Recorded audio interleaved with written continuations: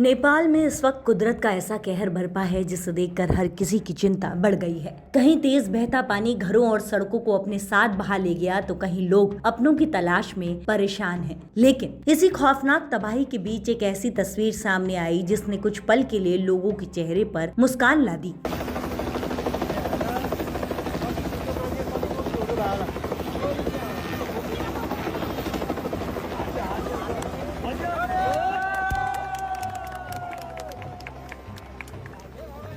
तस्वीर देखकर दिल को सुकून जरूर मिलता है, लेकिन ये सुकून हमें उन लोगों की तकलीफ भूलने नहीं दे सकता जो अभी भी इस आपदा में फंसे हैं, जिनके अपने लापता हैं, जिनके घर परिवार इस तबाही की चपेट में आ गए। नेपाल में आखिर क्या हुआ, हालात कितने गंभीर हैं और इस मुश्किल घड़ी में बागेश्वर धाम सरकार ने नेपाल के लोगों के लिए क्या कहा, चलिए पूरी खबर समझते हैं। नेपाल और तिब्बत की सीमा से लगे हिमालय इलाके में आई भीषण फ्लैश फ्लड ने भारी तबाही मचाई। रिपोर्ट्स के मुताबिक हिमालय में ग्लेशियर के एक हिस्से के टूटने और उसके बाद भारी मलबे के साथ पानी नीचे आने से बाढ़ जैसी स्थिति बनी। देखते ही देखते तेज बहाव ने घरों, सड़कों, पुलों और दूसरी सुविधाओं को नुकसान पहुंचाया। नेपाल में बड़ी संख्या में लोगों की मौत की पुष्टि हो चुकी है और सैकड़ों लोग अभी भी लापता बताए जा रहे हैं। कई विदेशी पर्यटक और तीर्थ यात्री भी इस आपदा के बाद संपर्क से बाहर हैं। राहत और बचाव टीमों के सामने सबसे बड़ी चुनौती यही है कि कई जगह सड़क और संपर्क व्यवस्था बुरी तरह प्रभावित हुई है। और इसी बीच सोशल मीडिया पर एक तस्वीर सामने आई। तस्वीर में आपदा के बीच एक ऐसे मानवीय पल दिखाई देता है जो इतना डरावनी खबरों के बीच थोड़ी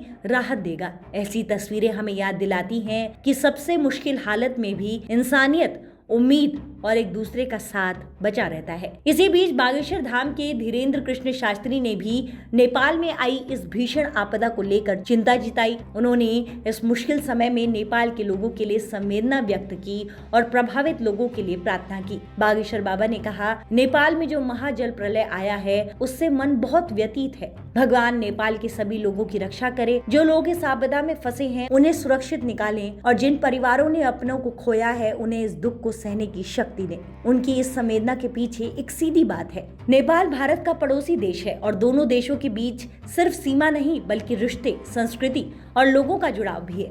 इसीलिए नेपाल में आई इस तबाही के बीच भारत में बैठे लोगों को भी परेशानी हो रही है। इस वक्त सबसे ज्यादा जरूरत है अफवाहों से बचा जाए, सही जानकारी पर भरोसा किया जाए और राहत बचाव के काम को प्राथमिकता दी जाए, क्योंकि इस तबाही के बीच सामने आई एक तस्वीर हमें मुस्कुराने की वजह दे सकती है।